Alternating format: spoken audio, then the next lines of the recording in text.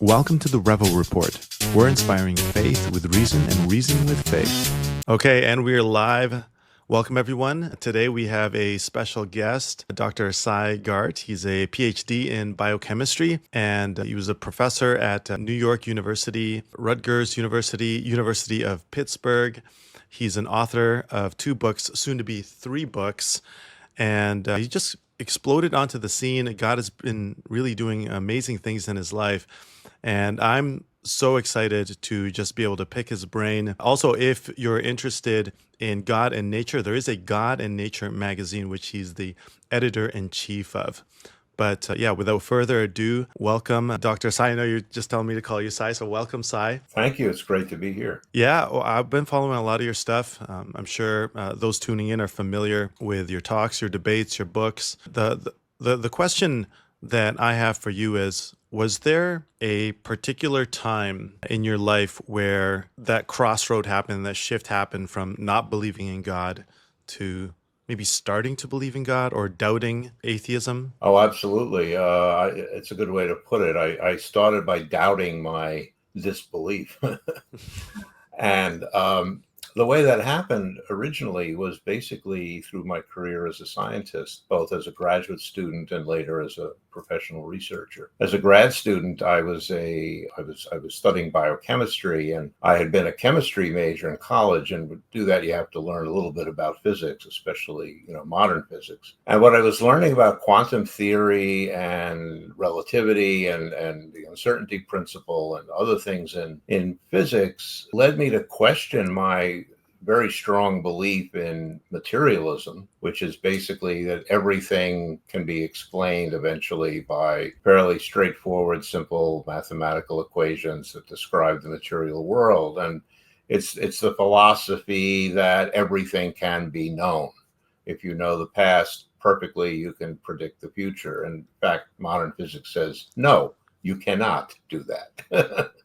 That's the essence of the uncertainty principle of Heisenberg, and it also applies to many other things. And then when I began studying biochemistry, the details of how cells work, I just couldn't believe it. I mean, the things that cells do, and I go into some detail on this in my upcoming book, which will be published in August, which is about biology and God. And the details are, I mean, I don't go into too much detail because that would be a little bit inaccessible. But I tried to show, and I hope I do, that kind of complex, it's not just very complex. It's something that there's no easy way, or there's no way to understand how that could have originated from nothing, from just chemicals in the sea. And I say that not as a philosophical idea, but as a scientific one. I mean, scientifically, in fact, I recently published a paper, a scientific paper, mathematically showing that you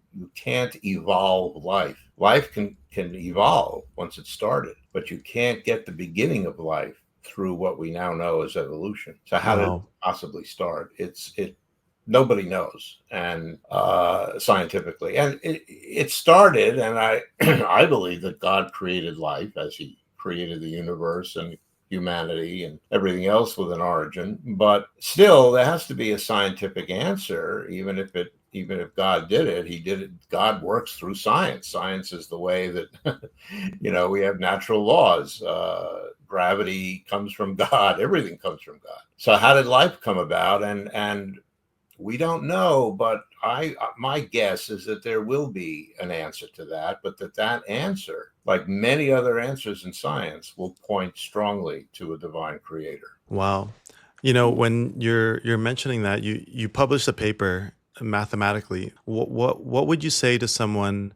How could you prove that mathematically, that evolution can evolve? Is it through the DNA coding? Is it through? No, this is actually a very simple thing. And in fact, it's not totally original. A very famous scientist named Manfred Eigen had put this out many, many decades ago with different starting ideas, because it was a long time ago, but came to pretty much the same conclusion. And it has to do with era. It has to do with the fact that when living organisms, all living organisms, reproduce themselves, they do it with almost no error, tiny degree of error, which is good because that allows for evolution. But there's no such thing as perfect reproduction, and you need very, very high level of accuracy in reproduction in order for evolution to work. And that's written into the equations on evolution. So all I did was I took those equations and I sort of rearranged them in a way to show that there is a threshold, which is, pretty high of accuracy that you have to pass. So how early chemicals could have reproduced themselves with that accuracy is not known. It's probably not possible. So, Interesting. yeah. One of the comments often that we'll get in some of our videos is, well, eventually science will find it out. You give it enough time, kind of evolution of the gaps, so to speak. It can be that, but I also think that that's somewhat true. And in fact, in physics, nobody could understand how light could be at a constant speed. It doesn't matter whether you're running away or going towards it. If the speed is the same, that doesn't make any sense at all. And some people said, well, that's too hard, forget it. But Einstein came up with an answer. Now, the interesting thing is that the answer to that and the answer to a lot of other things in physics, and especially quantum theory, they're scientifically absolutely valid, but they don't make any sense in terms of the way we think of science as being very logical, very sensible. They don't make that kind of sense. It just, there's something called quantum superposition and things that just don't, that we can't understand them. We know they're true, but and a great way to look into this further is to look into the double slit experiment, which describes why electrons or photons, little tiny particles, are both waves and they're particles at the same time, much like Jesus Christ was a man and God at the same time. And when people tell me that doesn't make any sense, I say, yeah, right, just like physics.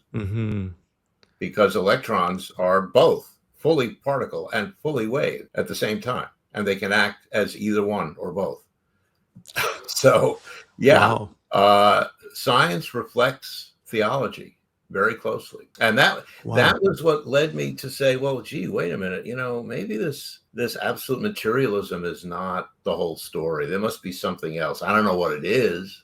I wasn't ready to believe in Jesus, that's for sure. I'd been taught Christianity was a terrible evil and certainly not true and just awful. And for those who haven't heard me before or read any books, I grew up in a very strong atheist, also communist family, and so religion was the root of all evil.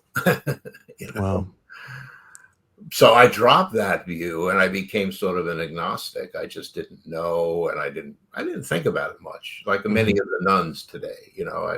Religion, I don't know, I'm too busy, don't bother me.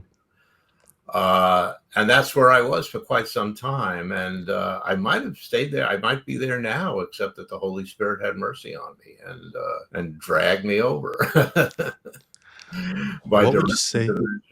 What would you say to someone who is there, who they've now not completely rejected atheism, but they're at that agnostic phase where they're going, well, I don't know, and I don't really care. Right. What would you say to someone who is in that phase and they're just, especially out here, perhaps in the West, we're just out there to make bread, so to speak, bring home the bacon. Right. And they're just busy with their careers, with their schooling, and they're just, I'm agnostic. It doesn't matter. My life is fine. God is not really relevant to me, even if he does exist. Well, my answer will surprise you. What I would say to that person is, great. You're happy. I got nothing to say. That's fine. God is good to you. Even if you don't believe in him, enjoy. But I will tell you that a time will come, because it comes to everybody, when you will say, somebody help me, please. I'm drowning. I'm in trouble. I don't know what to do. Help me. And Jesus will hear you, because Jesus is there all the time. You don't believe in him. You don't care.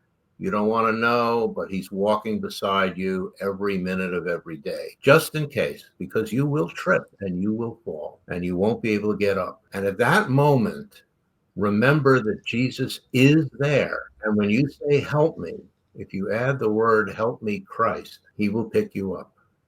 He will lift you up. How do I know this? Because it's happened to almost everybody I know. Wow. And if you think about it, it's happened to people you know too. Mm-hmm. And the number of testimonies, before we were talking about Jana Harmon and the Ex-Skeptic series, and she has innumerable interviews with people who have had that experience. It didn't happen to me that way completely. Jesus didn't wait until I was really desperate. Although I'm not actually sure that's true. It might have been true, but I wasn't aware of it because I've had some difficult times. Which I got out of, and now I know that was the grace of God. But what the Holy Spirit did with me was give me dreams and give me experiences, and I've discussed these on other broadcasts you've heard, which just forced me to acknowledge the reality of God, the reality of Jesus Christ as my Savior, because I couldn't deny the things that had happened. And once I did that, there were two major events, one of which I haven't talked about much before, if at all. The first one was a situation where I was having a discussion with a new Christian friend and explaining to her why I had such deep-seated anger in me, which at one point was just becoming almost a problem for my life. And it came from this experiences I had as a young child, as a youth, of being very badly abused and bullied by a neighborhood gang. I grew up in Brooklyn. Oh, wow. It was a tough area. And I got into problems with this gang, and I had 2 years at the age of 13 where I really had a miserable life. At that point, there was no way I was going to pray to God, because I knew God didn't exist, and I, was absolutely a firm atheist. But I became very, very angry, and that's another story which I won't get into, but that anger stayed with me through adulthood. And when I explained this to this friend, she simply said, well, now you have to forgive them. And I said, no, I'm not going to forgive them. They were terrible. And we had this conversation for a while. And at the end of it, something came over me, and I realized, what could it hurt? And I just said out loud, I forgive them. Burst into tears, felt a huge wave of relief come over me. Wow. And something heavy like a stone just went away. Wow. I wasn't a Christian yet, but the same thing happened when I had my experience, which I've described before, about giving a sermon about how God loves even me. And when I came out of that vision, I realized this is all true. And I said, I believe. And that was it. I said it out loud. I was alone in my car and stopped by the side of the road, luckily. And I said, I believe, burst into tears, and that was it. At that point, I became what I am today, a devout and totally worshiping Christian. How old were you in that moment where you said you were 13 when you decided to forgive, or that's when you got bullied? Oh, that's when the bad stuff happened. Okay. And then you were with a Christian friend. It took several decades. I was in my 40s before I was able to forgive that. Okay. And then soon after, was it then an encounter with Jesus? Exactly. So about another, I don't know, let's see, 46. I was another decade or so. I was in my mid-50s when I had that experience. And it still took some time for me, because my life was very complicated. But eventually I got baptized and joined the church. Wow. So it's been this, some people will say that, they've had kind of a Damascus moment, right? Like with Paul or something. Others, they've really experienced the sanctification of the Holy Spirit, of kind of inching towards Christ, and just these pivotal crossroad moments that they realize, okay, yeah, this was that turning point. And so is that how you would describe? Yes, exactly. I mean, it took a long time. And part of that was because, when you're born into a particular worldview, it Hmm. takes a long time to shed that. And so it did take me quite a while, but Hmm. it's permanent. I mean, people have asked me, well, what would make you go back and become an atheist again? And I say, I can't even conceive of it. It's not something that, I know several Christians who have deconverted and Mm. become atheists, and I just don't get it. It's not something I could even imagine. What can you see is the difference between, the atheist you, the agnostic you, and the Jesus follower that you are now? I don't know where to start. I mean, it's the difference is huge. Hmm. And some things are the same. I still have the same sense of humor. I Hmm. still, screw up with stuff that I've always screwed up with. But several major things have changed. All that rage went away, all that anger. Well, Fear went away. Before the rage, I was full of fear. hmm. The anger cured the fear. Wow. I became someone who was not afraid of anybody, but I was angry at everybody, to the point where people told me that I had to change because my anger was getting people worried. Wow. So it was very bad. And I took some measures to help that. Well, one of the things I did as a young man was study martial arts, Mm. Taekwondo, Korean style, and that helped. I think mostly because of the meditative aspect and various things of that. It's somewhat spiritual, but it wasn't until I said I forgive them that it really went away, and it wasn't Mm. until I said I believe that all the fear and all the anxiety, everything that had been part of me disappeared. And what Mm. replaced it is basically love. Wow. I cry a lot when I listen to some beautiful worship music or a hymn. I can't Hmm. help tearing up. And Mm. until I became a believer, I never cried at all, ever. Wow, is that right? Well, that was my upbringing. You don't cry when you're a kid in Brooklyn. It doesn't lead to good results. So, lots of things changed. I became much more emotional. I didn't lose any of my scientific credentials and worldview and thoughts. I've been publishing papers ever since, even way after I retired. So Mm. last paper I published was 2024. And that was the one on the Yeah. mathematical equation? Yeah, exactly. And I had several papers before that as well, last Wow. few years. So I'm still a scientist in every sense of the word. Nobody pays me. I'm retired, but I still do it. And Mhm. I still have a scientific worldview. And I Mhm. praise the Lord that He has shown me, along with many other people, that there's no contradiction between those two paths, the Mhm. path of science and the path of Christian faith. Yeah, and I think that oftentimes people will say that you either believe in science or believe in God. Right. Why do you think, even to this day, 2025, that there's still a lot of people out there saying that?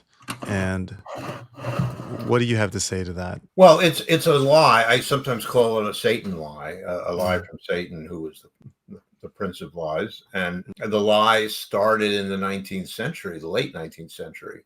Before that, science and all the scientists were Christians, and they Mhm. weren't just nominal Christians. People like Robert Boyle, the founder of chemistry, and Mhm. Faraday and Maxwell, the founders of electricity and electrodynamics, all that stuff. They were devout Christians, and Faraday wrote more about Christianity than he did about science. So, I mean, there was no history of this. It started with the publication of a couple of books by a philosopher and a scientist who claimed that there was a war between science and religion. And then it caught on during the beginning of the 20th century, and it grew from there. And then we had new atheism recently, Mhm. which made it almost a religion. Yes. And it became very popular in academia, very popular in the media, even Hollywood to a large extent. And it's just fake. It's false. It's a mistake. And my as I mentioned before, my preferred target audience are students who want to study science, but they grew up Christian and they're being told, or they get the sense that you can't do both. And that is absolutely untrue. Absolutely true. There are great, not only in the past, there are great scientists alive today, Nobel Prize winners, famous scientists, Francis Collins, the recent head of the NIH, who are devout evangelical Christians, and they're brilliant scientists. There's no contradiction. And if there's any message I want to convey, it's that.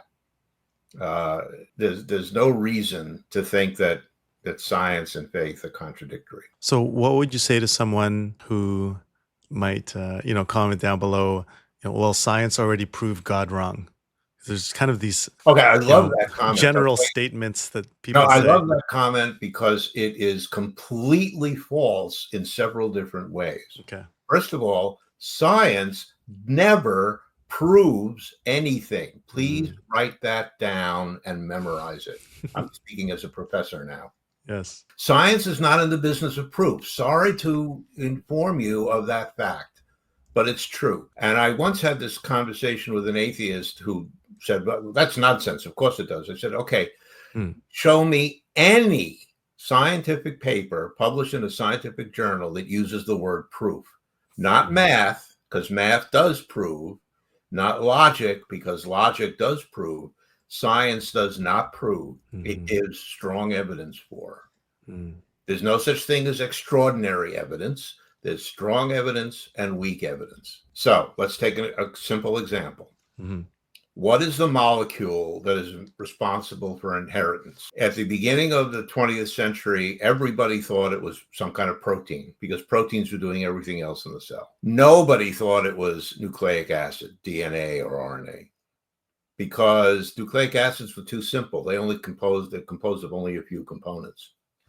Then in the 1940s, a guy named Oswald Avery did some experiments where he showed that some inherited characteristics are tied to the DNA, not to proteins. And people said, that's impossible. How could that be? But that was some evidence for DNA as the genetic material, but it was weak evidence because it didn't have a good explanation. He got it from chemical experiments. People thought, well, it's an artifact. There must have been a protein in there. And then in 1953, a few years later, Watson and Crick came up with the double helix, and that was proof. Well, no, it wasn't proof. That was strong evidence that the DNA is the genetic material. Why do I say it isn't proof? Because whenever you find something that you absolutely believe is true in science, you still know that further research could change it. Proof doesn't work that way. If you prove something in mathematics, it's almost impossible to change that with further work. But in science, for example, we now know when you talk about inheritance, there are things besides the DNA that are related to inheritance. There are epigenetic effects. There are other codes besides the genetic code that affect how cells work. Dennis Noble, a very famous physiologist from Britain, who's not a theist, by the way, has published a lot on this. So, even the idea that inheritance comes from DNA, it's not absolutely 100% true. So science never proves anything. That's the first part of that comment that's wrong.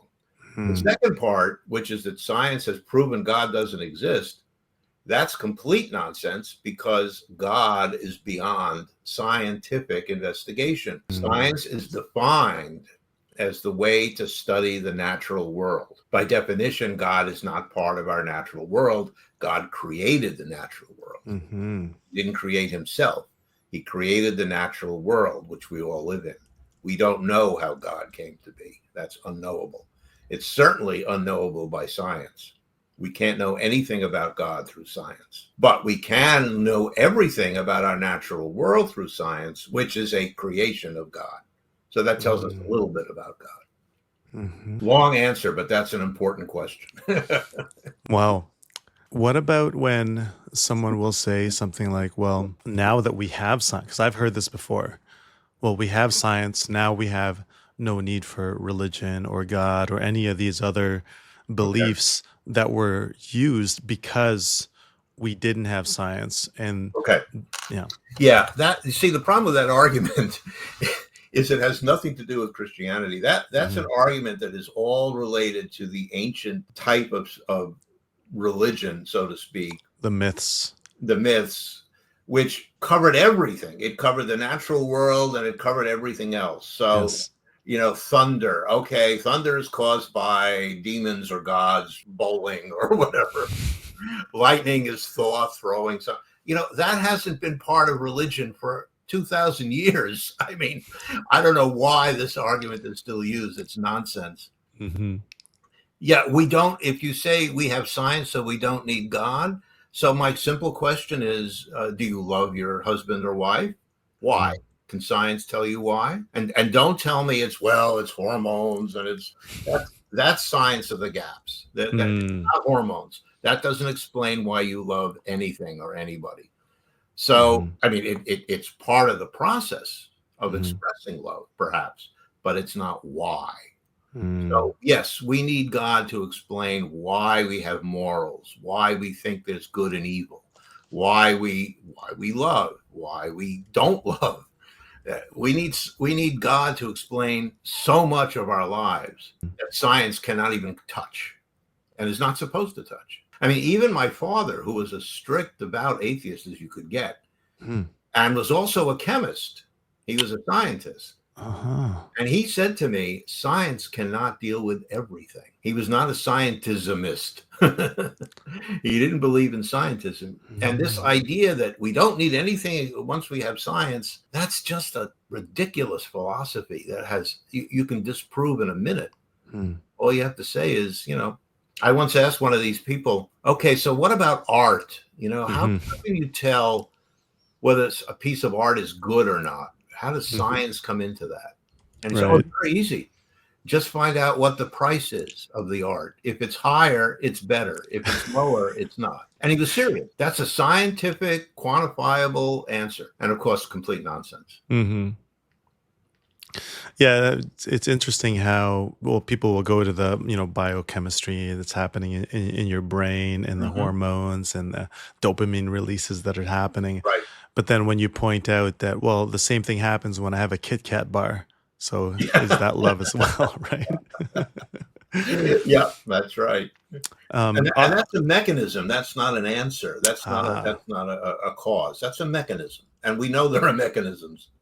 Right. So what they're spouting is the mechanism, not the answer to that. And it is a part of the mechanism. Right. Wow. Okay. That's a good one. And what about for someone who would say, well, we're talking about evidence now. What they don't say, there's no proof of God, or that science didn't prove God wrong. But what if they say something like, well, there's zero evidence for God, or there's weak evidence for God? Okay, well, the zero evidence is, that's what Aaron Ra has said. That's what Hunty says, and many other people. And you've debated them as well in the past. I didn't debate Dillahunty. I don't want to get into that. Dillahunty's another story. But anyway, but yeah, I had a very good conversation with Aaron Ra about that, where I told him, I'm not sure you're really using evidence in the right way. And there's a huge amount of evidence for God. And that includes from all the sciences, the fine tuning of the constants, the cosmological constants, is evidence for God. It doesn't prove God. There are one or two other possible explanations which are not any better than God, the God explanation. But yeah, it doesn't prove it. But it's strong evidence. That's one. The other, I believe, is the origin of life, which is, I think, again, is not proof, because there may be a scientific explanation for the origin of life. We have no idea what it is, but there could be one. I don't rule that out, but I think that if we do find one, it'll turn out to point to God, just as physics. So that's evidence, I think, for God. At the moment, I would say it is weak, but it can get stronger. Every time we rule out another alternative, it gets a little stronger. What else? Well, then is related to that is all the ways that life works, the existence of the genetic code. We don't know any way that the genetic code could evolve. And the reason for that is technical and has to do with the requirement for evolution to have very high reproductive accuracy, which I've discussed elsewhere, and it's too long to go into now. But Hmm. there is strong evidence that the genetic code had to be created. The genetic code is the first example of meaning where something means something else in the universe. If you think about it, rocks, volcanoes, earthquakes, hurricanes, the weather in general, the sun, the planets, gravity, they don't have any meaning. They just are. They're laws, which I believe came from God, but any way you want to think where they came from, they're laws of science, they're natural laws, things that happen, but they don't have any meaning. The genetic code means something, and that was required for life because life is full of meaning. It's full of purpose. It's full of agency. And all of this I discuss in great detail in my upcoming book, which will come out in August, called Beyond Evolution. New discoveries in the science of life point to God. And, that's strong evidence for God. The fact that there is code. all the codes we know come from a coder. And, Right. So there's plenty of evidence and many other things. I at some point I've made a list. But to say there's zero evidence or only very weak evidence is simply wrong. It's just not. And as a biochemist, do most scientists agree that the genetic code, the DNA code, that it is a code, it is a language? Richard Dawkins agrees. Even Richard Dawkins Yeah, agrees. even Richard Dawkins. I need not say any more.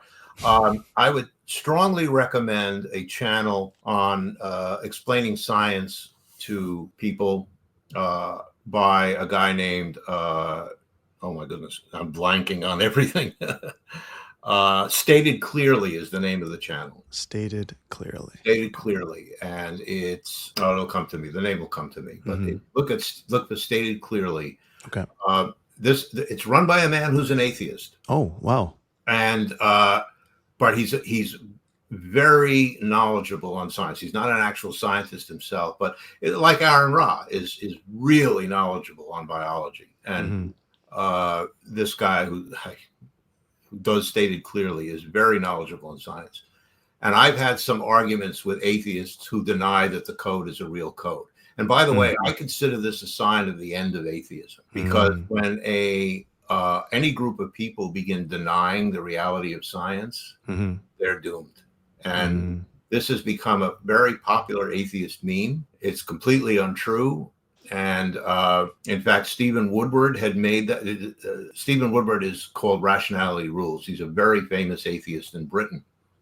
He made a video saying that the genetic code is not a real code way back. I don't remember when, but some time ago. And when I saw it, I made a video showing why he was wrong. He made an error in confusing the gene sequence with the genetic code. The sequence is not the code. The code is a language. The sequence, everybody has a different sequence, and that makes me and you different, for example. Right. The sequences of the bases. But the bases all mean the same amino acids in every living creature. Not just humans. All throughout life, it's the same language. And that's meaning. And that's a code. And everything else about a code fits. So the people who are saying that are not scientists. They're atheists who don't understand the science. And that's why Dawkins was interviewed by Stated Clearly, and he said, that's nonsense. You know how Dawkins talks. That's complete nonsense. Of course, it's a code. So even Dawkins agrees. Oh, all biologists. I mean, it's in every biology textbook. It's in every biological scientific paper. I mean, this idea that it's not really a code, I don't know who came up with it, but it's complete nonsense. Okay. And is it true that, for those that are positing evolution at a macro level, is it true that you can't take that code? Like, for example, in order to have a video game, you need to have a software code for the video game. So let's say we had in the 1990s Pac-Man, a very primitive kind of video game. And could that code of that video game eventually turn into Call of Duty Modern Warfare or something like that, like a 3-dimensional internet code today? Is that possible at all? Sure. That's possible because we are doing it. Yes. We are intelligent, creative beings. By the way, I should say I have no problem with evolution. I think evolution, when I say beyond evolution, what I'm saying is it's not the whole story. Yes. Evolution is not the whole story in biology. There's a lot more going on. Science, just in terms of mainstream science. So evolution is great, but it doesn't tell you anything about how life began, and it doesn't say anything about us, anything important. We are evolved apes, that's true, but in our bodies, not in our brains, minds, and souls. So I believe that humans were created by God because we have stuff that no other animal has. And I don't believe that came from evolution. And that's a big argument, which could be a whole nother session. But I don't believe that. So in terms of evolution of code, yes, but remember that the code doesn't evolve itself. We humans change it. Yes. We conscious beings change it. The difference is that in life evolves itself, but it can't make itself. In other words, God had to make it just as we had to make the first Pac-Man code or whatever it was, or the begin computers start out with software. You know, that was a human construct, a human creation. And even a software developer will tell you that you can't just punch in random code and then come up with this new. It needs to be very precise. And that's right. And you cannot make mistakes. Right. The errors in coding are much stricter than the errors in life. I know this from experience, as is anyone who tried to, write a program now. And is it the same with the DNA code? It's not similar. Quite. No, there's a little room for error. There's actually quite a bit of room for error, but there's a limit. If you make the wrong error or it comes too soon, dead, no life. You know what you said there, that's a sign of the end of, atheism. Yeah. And Cameron actually was capturing Christianity, actually said in one of his videos recently that he feels the whole atheist debate phase, at least on YouTube, is kind of coming to an end. I agree. And what he was suggesting was move into more kind of Islam, because that's kind of now something that's coming up.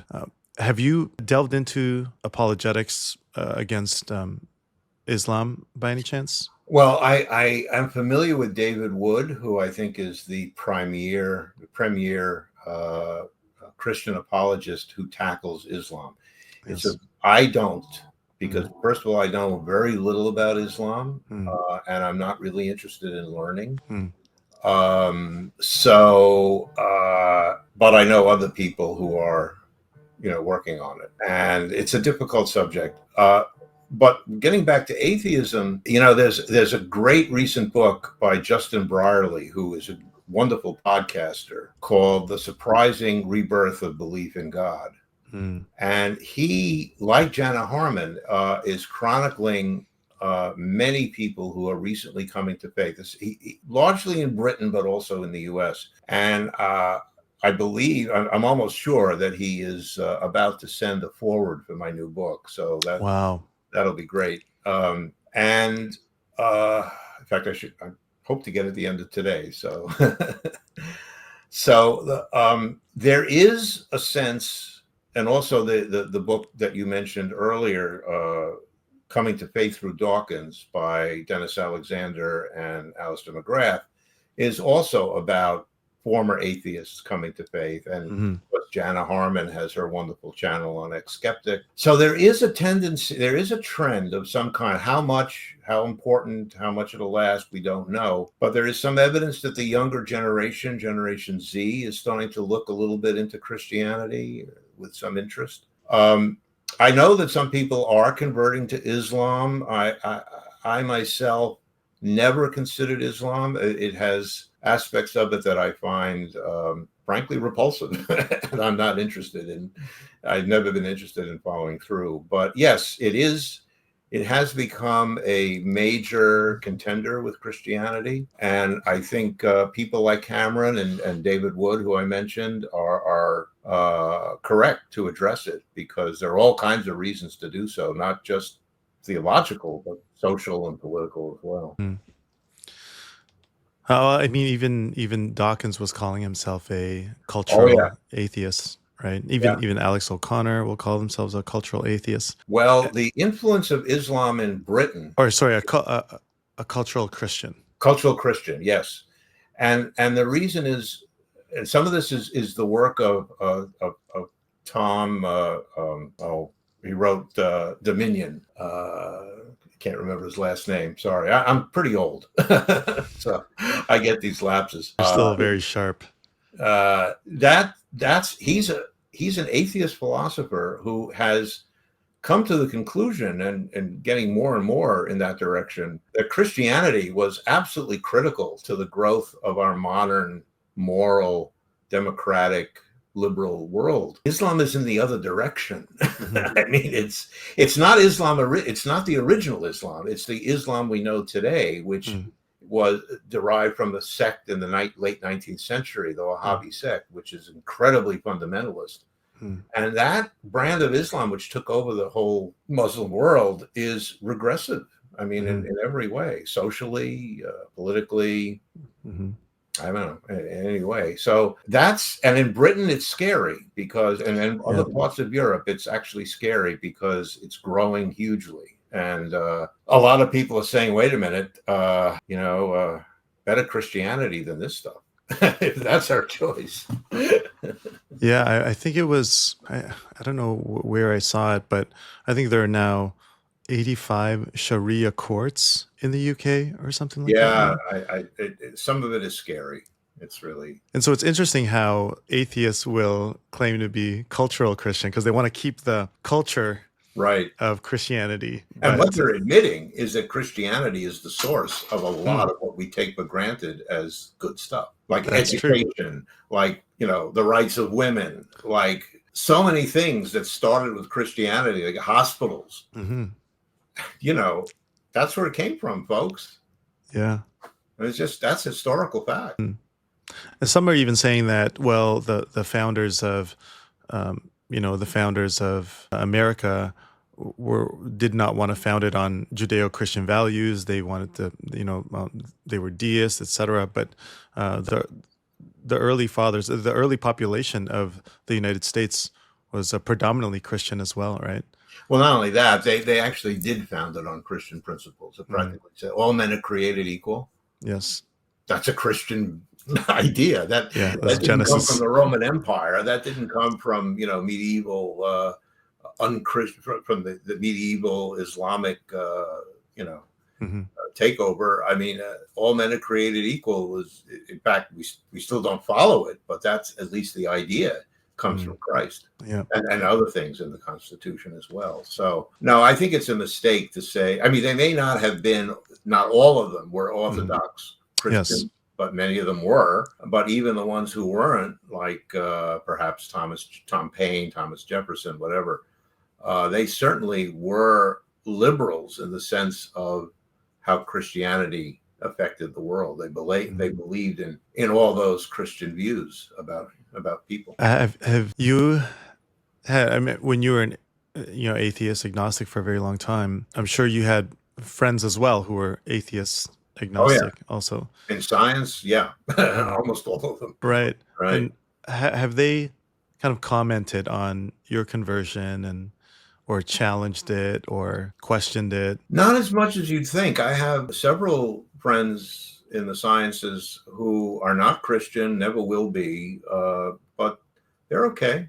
They're okay with me. They don't understand it. They wouldn't follow me. But I mean, I don't know. Maybe, it's a question of who's blessed. Although I think they are blessed people as well. But maybe they haven't had that moment that I described way back, that moment of help me and where do I go and where do I turn? Maybe they haven't had that and they're happy as they are. And as I said before, my first answer and my answer to them is fine. I don't try to convert them. If they have a question, I answer it.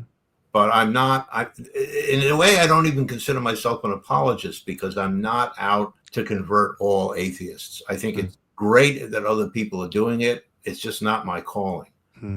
I feel much more a calling to try to help Christians who are wavering Mm. who are doubtful, especially if it has to do with science, to Mm. help them keep the faith, remain Mm. in the faith, grow in the faith. And I fully support the real apologists who are, I don't know how they do it, but they're able to go out there and convince people to come to Christ. I think that's wonderful. I just not one who feels I can do that. And what would you say to, the student out there who is wrestling with their faith, who's, might have a bunch of these professors there really pushing their ideology in the classroom, and they're at the edge. Maybe they grew up in a Christian home, or maybe they're wondering, hey, is this the truth, so to speak? Yeah. What would you say to someone who's kind of on the wall there? Well, I would say to them, read the books. Mm. My books, the books of several other people,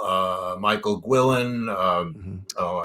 several people who are scientists. Read the book by Dennis Alexander, who's a chemist, and Alistair McGrath, who is a chemist, and Dennis is a biologist, and many other people who are scientists who write books about the complete harmony and compatibility of science, the Christian faith. You've been lied to. If you've been told you have to choose, no, that's a lie. It's absolutely untrue. And it's proven so many ways. I have a list in one of the books, I don't remember which, of the scientists who are Christians, and it's almost everyone alive before, 1900, and even after that, it includes a large number of scientists. So it's just a false statement. Do you find that now the scientists, the upcoming scientists now are more atheists than? I don't know. I think a lot is going on there. There have been Elaine Eklund is a sociologist who's done a lot of studies on this, on the way people, especially scientists, feel about religion. And there are surveys, and Pew has some surveys, and it's hard to interpret. It looks like it also depends on what questions are asked, but it looks like, most scientists would not consider themselves faithful, but not by a huge amount. It's a very large minority that are faithful, something like 40%.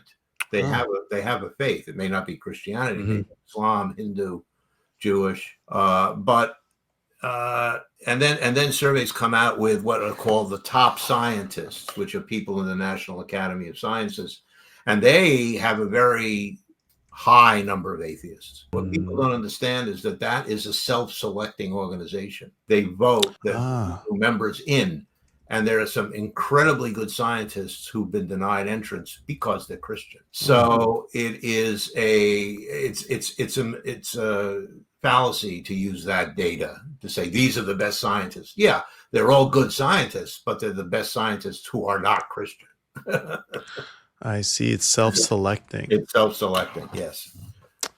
So anyway, there is a lot of prejudice against faith in people roughly of my age, which is, well over 60, 65. And there is some at some other ages, but younger scientists, I think less so. I think there's more openness, and that may increase. But that's just a guess. We don't really have great data on that. Yeah. There's some people are saying there is a shift. You were mentioning Justin Brierley, and he's talking about how perhaps the younger generation are coming to God, and with everybody's looking to the U.S., everybody's looking at Trump getting elected, everybody's looking at the executive orders that he's signing, and some are suggesting that there may be a shift now back to God culturally, where for a long time, for several decades, there was a shift away from God, that perhaps now that pendulum is kind of swinging on the other side. Do you sense that? I do, but I'm not sure what it has to do with Trump. I think it started before that, and I think it's not relevant to the politics. I think what I think is happening is people are starting to wake up to the fact that atheism provides nothing. It's a negative point of view, and many people have said that. If you ask them, why do you believe in atheism? I don't believe in atheism. I don't believe in anything. Right. Well, the problem is if you take atheism to its end, and there are people who have done that, and Dawkins has done that. Hmm. What you end up with is there's no purpose, there's no meaning, there's no right or wrong, there's no good or evil, there's no there's nothing. It's just you live the best way you can. There's no really particular good reason to be moral. At least they haven't come up with one, except it's good to be moral. And some of them say that evolution makes morality because it works better. People who are moral, who are good to each other, do better than people who are bad to each other. Yeah, that's one of these just so stories that really isn't science. No, the truth is that every human being on the planet, no matter what faith or lack of faith they have, knows that there's something that's good and something that's bad. They may disagree on what that is, but they know that there's evil and there's good. Where does that come from? Animals don't know that. Oh, dog, bad dog. They look at you like, I don't know what he's saying, but it seems upset. So I don't know. Good and evil are human constructs. Where did they come from? Well, you could say it's part of human evolution. I think it's part of the human soul, and that came from God. So, there's another proof, other evidence. So I don't know. I think, anyway, I'll leave it at that. And the aside from the book that's coming out, what are some up and coming things or projects that you're working on? Is it primarily the book coming out in August? Well, I'm actually starting another book, but this is very, very hypothetical. It's mostly in my head. Okay. Oh, nice. Because generally you have to focus on one book at a time, although many writers who are much better than me are able to write two or three books at once. I can't do that. So I have thoughts for a further book. We'll see what happens. I'm working on every quarter I put out this magazine, God and Nature, a magazine of essays, poetry, a few columns that describes many things in the field of science in terms of Christian faith and vice versa. And I do that, as I say. I have one coming up in a couple of weeks to put out, and I keep pretty busy with other stuff. And the God and Nature website. Yeah, it's God and Nature at asa3.org. Okay, got it. I'm gonna make sure we get that as well here. So you're the editor-in-chief there, and that's open to everyone. It's free, and anyone can submit material. Wow, nice. And the title of your upcoming book? I just want to add one more thing. Yes. I recently, just last week, had an essay published in something called the Worldview Bulletin. Worldview Bulletin. And that's also about science and faith. So your listeners might be interested in that. It just Worldview Bulletin, and it came out, I think, just this past week. Okay. Yeah. We'll make sure to link that as well. And then your latest book, the one that's coming out in August. Oh, that doesn't have a link yet. It's not. Is there a title for it? Yes. Beyond Evolution: How New Discoveries in the Science of Life Point to God. Wow. It's published by Tyndale, which is a new publisher for me. And it as I said, it'll probably be ready for pre-order in late spring or early spring. I don't know. Okay, we'll definitely be watching out for that. There's Tyndale University just down the street here. Oh, okay. In Toronto. Yeah, a couple of my friends go there. So that's cool. Oh, wow, by Tyndale. That's incredible. Yeah, I was thrilled to get that. I mean, they're a wonderful publishing company. Yes. They have some great books. Incredible. Well, Sy, thank you so much for sharing your knowledge, sharing your story. It's been a pleasure. And if anybody wants to get in touch with you, we'll have your website here as well. Your website's been scrolling there in the banner. And it's the contact page.